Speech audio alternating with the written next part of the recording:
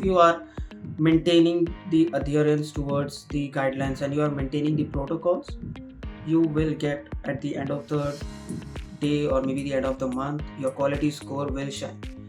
Just ask the student on the you have that comment section, right? You don't have the direct communication channel, but in the comment section just ask very politely and fairly, like, what I can do for you, so that you get your clarity towards your answer. That's how actually I do.